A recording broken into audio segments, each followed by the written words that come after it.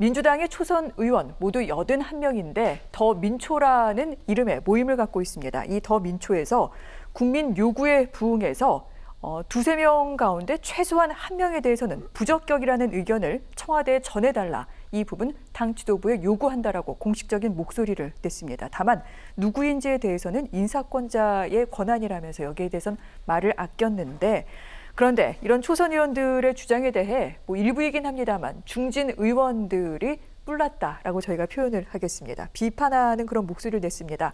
강병원 최고, 보수 언론과 야당이 안 된다고 하니 한 명 정도는 탈락시켜야 된다는 그런 식의 접근이다라고 비판을 했고요. 진성준 의원, 누구인지 특정하지 않고 요청을 하냐. 정청래 의원, 지금 시장에서 물건값 흥정하는 거냐라고 얘기를 했습니다. 즉 사유 없이 지금 숫자만 얘기하면서 어떤 그 민심만 살피는 그런 눈치를 보는 게 아니냐라고 얘기를 했는데 그런데 조금 전 저희가 오늘 오후에 속보로 전해드렸는데 이 장관 후보자 3명 가운데 1명이 자진 사퇴를 했습니다. 박준영 해수부 장관 후보자가 국민의 눈높이에 부응하지 못했다고 사과하면서 자리에서 내려왔는데 이런 부분들 초선 의원들의 목소리가 반영된 것인지 하나하나 두 분의 의견을 좀 들어보도록 하겠습니다. 먼저 중진들은 명분과 근거가 없다. 지금 초선 의원들에 대해서 그렇게 얘기하는 것 같은데 어떻게 보십니까? 중진들이 과연 민심을 알고 있나라는 생각이 들어요. 네. 저는 민주당 의원들이 만약에 야당이었다면 이번 청문회에 나와서 논란이 됐던 인사들에 대해서 뭐라고 얘기를 했을까? 저는 아마도 부적격이다라고 얘기했을 것 같아요. 그런 점에 있어서 초선 의원들이 지난 재보선 이후에 패배 이후에 내로남불에 대해서 반성한다고 그랬고 그것의 어떤 결과 행동으로서 이번에 이제 부적격 인사에 대해서 한 명 정도는 낙마해야 되는 거 아니냐. 다만 선은 지켰습니다. 누구라고 특정하지 않고 그거는 대통령에게 좀 자율권을 네. 주는 그래서 어떤 좀 당청 갈등의 어떤 그런 그 첨예한 대립은 없었는데 어쨌든 그럼에도 불구하고 국민들의 여론을 초선 의원들이 전달했고 박준영 후보자가 자진 사퇴의 모양새를 갖췄지만 이건 자진 사퇴 아니죠. 대통령이 오케이 해야지 사퇴하는 거 아닙니까? 결국은 청와대가 그 민심을 받았다라는 거예요. 네. 그렇게 본다면 이게 마치 그 보수 언론과 야당의 정치 공세다라고 하기에는 국민들이 민주당에 대해서 내로남불이라고 하는 그 프레임을 가지고 여전히 바라보고 있다라고 하는 점을 민주당의 중진 의원들이 좀 알아야 된다고 생각해요. 좀 그런 점에서 그것을 알고 변화하는 게 쇄신인데 그런 점에 있어서 민주당이 이번 초선들의 목소리는 저는 신선했다. 그리고 앞으로 더 목소리를 내야 된다. 그리고 대통령이 그거를 받아들였기 때문에 저는 대통령도 잘했다. 이렇게 평가를 하고 싶습니다. 그렇군요. 자, 지난 4.7 재보선 참패 원인에 대해서 초선 의원들이 조국 사태가 그 원인이다라고 얘기를 했을 때 굉장히 당 내에서 강한 비판의 목소리가 나왔고 결국 여기에 대해서 한 발 물러섰던 바 있습니다. 그러고 난 뒤 이번에 다시 한번 초선 의원들이 이번엔 81명의 이름으로 더민초라는 그 모임의 이름으로 이 같은 얘기를 했고 여기에 대해서 대통령도 어찌됐건 수용하는 그런 모습을 보이고 있는 건데 여기에 대해 비판하는 중진 의원들 좀 더 민심에 귀를 기울일 필요가 있다라고 박창환 교수님께서는 말씀을 하셨습니다. 그러면 앞으로 이제 사안은 어떻게 진행이 되는 걸까요? 그리고 초선 의원들이 얘기한 그 한 명이 과연 오늘 물러난 박준영 후보자였을까요? 임혜숙 후보자는 어떻게 되는지 여기에 대해서 사실은 상당히 또 관심이 몰리기도 합니다. 송영길 지도부가 어떻게 여기에 대해서 대응을 하게 될까요? 한 명 박준영 해수부 장관 후보자가 스스로 거취 표명을 하면서 네. 청와대에 문재인 대통령의 부담을 덜어준 거 아니겠습니까? 이런 상황까지 온 마당에 여기서 다시 초선들이 임혜숙 과기정통부 장관도 지명을 철회하든지 아니면 자진 결정을 해야 된다라고 하는 것은 좀 무리가 있죠. 그리고 네. 그런 요구를 하면 정말로 이 당의 전체적인 운영 자체가 무너질 수 있기 때문에 아마 거기까지는 가지 않을 것 같고요.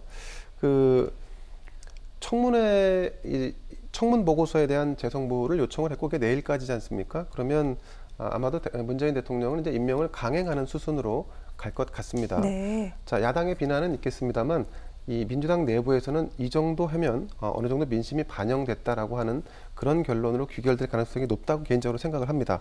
근데 이번 사안을 보면서 이제 우리가 주목해야 될 몇 가지 포인트가 있는데 첫 번째는 이 박준영 장관 후보자가 이제 현 정권 들어서 두 번째로 이제 낙마한 케이스가 되는데 자, 문재인 대통령의 그동안의 스타일이 다소 좀 꺾였다. 그리고 국정 운영 장악력도 굉장히 좀 떨어진다. 그리고 대선이 이제 10개월 남았는데 당 중심으로 민주당 정권이 운영되기 시작했다. 이것도 레임덕의 징후라고 볼 수 있을 것 같고, 네. 이제 앞으로는 당내 대선 주자들, 민주당의 대선 주자들이 청와대와 일정 정도 거리를 두기를 시작할 거고, 반대로 상대적으로 송영길 체제는 조금 더 뿌리를 내리기 용이해졌다. 이렇게 좀 볼 수 있는 부분들이 있습니다. 아, 그렇군요. 일단 레임덕이 시작된 신호로 볼 수 있다. 이제 당과 청와대가 각기 다른 길을 가게 되는 하나의 시작점이다, 시발점이다, 이렇게 볼 수 있다라고 말씀을 하셨는데, 일단 내일 청와대에서 문재인 대통령과 민주당의 신임 지도부가 차담에 만남을 갖습니다. 그 전까지는 어떤 수순으로건 좀 정리가 되지 않겠느냐라는 관측이 있었는데, 일단 한 명의 잦은 사태로 지금 이렇게 정리가 되지 않겠느냐라는 관측이 많이 나오는 것 같습니다. 이런 가운데 또 한 가지 걸리는 지점이 있습니다. 바로 김부겸 국무총리 인준안의 처리 문제인데요. 국무총리는 대통령이 야당의 동의가 없더라도 임명할 수 있는 게 아닙니다. 국회 본회의에서 임명안이 처리돼야 되는데, 이 문제를 놓고 오늘 여야 원내대표가 만났습니다. 그런데 그 와중에 박준영 장관 후보자의 사퇴 소식이 전해졌고, 다시 각 의원들의 의견을 듣고 다시 만난다, 이런 소식이 전해졌는데, 일단 민주당은 오늘 본회의를 열어서 인준안을 좀 처리하겠다, 이런 입장인 것도 같습니다. 이 부분 어떻게 좀 해결이 될까요?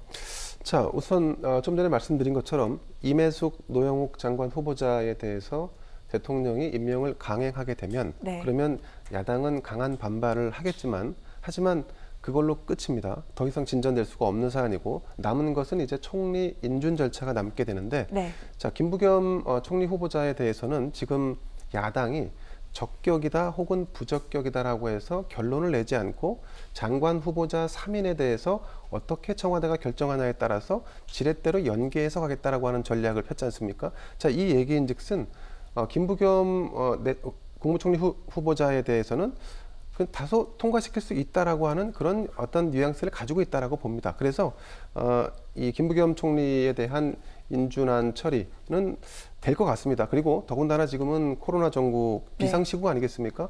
부동산 등 경제 문제도 지금 산적해 있는데, 국무총리를 무작정 적격이 아니다라고 이렇게 판단을 내리지 않은 상태에서 인준을 안 한다? 그러면 국민들 입장에서 본다 그러면 야당이 또다시 발목 잡기를 한다라고 하는 인상을 줄 수 있기 때문에 결국은 갈 수밖에 없다. 그리고 이제 야당은 사실은 국무총리가 인준되더라도 김호수 검찰총장이라든가 아니면 새로 지명될 해수부 장관 후보자의 인사청문회도 남아 있습니다. 그래서 다음 텀으로 넘어가는 이 상황을 전개해야지, 네. 지금 이 상황을 계속 붙들고 있으면 오히려 국정의 발목을 잡는다는 비난을 받기 십상이다, 이렇게 봅니다. 그렇군요. 국민의힘 입장에서는 총리 인준에 동의해주고 난 뒤에도 여러 가지 좀 활용할 수 있는 카드가 남아 있다라고 지금 말씀을 하셨는데요. 그런 차원에서 사실 김부겸 총리 같은 경우에 국민의힘은 맨 처음부터 강하게 반대했던 것은 아닙니다. 그리고 한번 인사청문회 행정안전부 장관 하면서 통과한 적도 있고요. 야당과의 관계도 김부겸 전 의원 자체가 상당히 좀 좋은 편입니다. 그렇기 때문에 이 부분 국민의힘이 지금은 나라를 위해서 지금 이 총리 인준에 대해서 더 심사숙고해야 된다라고 얘기는 하고 있습니다만, 길게 갈 것 같지는 않다, 이런 얘기가 많이 나오는 것 같아요, 교수님. 네, 명분은 대선 출마했던 사람을 어떻게 총리에 앉히냐, 네. 이러는데 사실 그 명분 자체가 말이 안 되죠. 총리하다 그럼 대선 출마하는 건 괜찮습니까? 국무총리 이제 검찰총장 하다가도 지금 대선 출마한다는 반에, 그건 앞뒤의 문제는 아닌 것 같아요. 다만 지금 국민의힘이 어쨌든 오늘 이제 박준영 후보자가 낙마했는데, 아마 내심 임혜숙 후보자를 더 낙마하길 바랬을 거고, 아마 추가로 더 낙마하길 원하는 것 같습니다. 근데 낙마가 되든 안 되든 인사 실패라고 하는 그 효과를 갖다 극대화시키기 위해서 이 비준을 미루는 거예요. 만약에 김부겸 인준안을 오늘 국민의힘이 이제 합의를 해서 돼버리게 되면 합의됐고, 그 다음에 박준영 후보자 사퇴했고, 그럼 다 끝났네 하고 여론의 관심이 이제 싹 사라집니다. 그러니까 이 여론의 관심을 갖다 붙잡기 위해서 네. 사실은 내심으로는 이미 내부적으로는 인준 마땅치는 않지만 인준할 수 있다, 이런 분위기거든요. 그런데 이 효과 극대화를 위해서 문재인 정부가 또 인사 실패했다. 네. 이 효과를 극대화하기 위해서 지금 이제 잡고 있는 거고, 이것이 최대한 효과를 발휘하기 위해서는 민주당이 단독으로 비준안을 통과시키는 모습, 이것까지 보여주기를 아마 원할지도 몰라요. 그런데 네. 거기까지 가면은 국민의힘이 역풍을 맞습니다. 그럼 그런 점에서 적절한 순간에 아마 이제 그럼 우리 그냥 자리 피할 테니까 인준 처리하세요라든지 네. 뭐 아니면은 뭐 합의를 해준다든지 하지만은 아마 2, 3일 정도는 더 시간을 끌고 인준에 참여하거나 또는 비워주지 않을까 이렇게 예상합니다.